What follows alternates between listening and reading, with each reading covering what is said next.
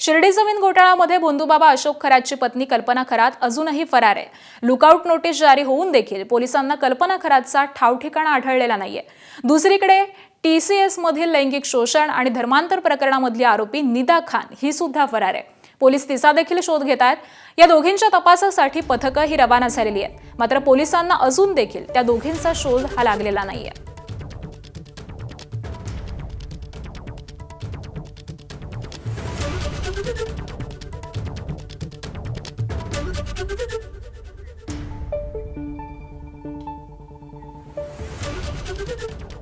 नाशिकमधील नामांकित कंपनीमधील तरुणी आणि महिला अत्याचार आणि धर्मांतर प्रकरणी SIT कडून तपास सुरू आहे। कंपनीचे ऑपरेशन मॅनेजर अश्विनी चेनानीची आज पोलीस कोठडी ही संपणार आहे।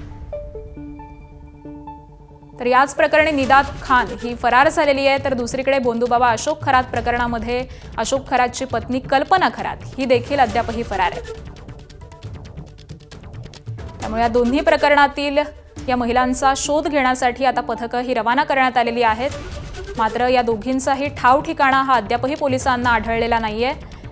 त्यामुळे आता त्यांचा शोध नेमका कसा घेतला जातो हे पाहणं अत्यंत महत्त्वाचं ठरणार आहे।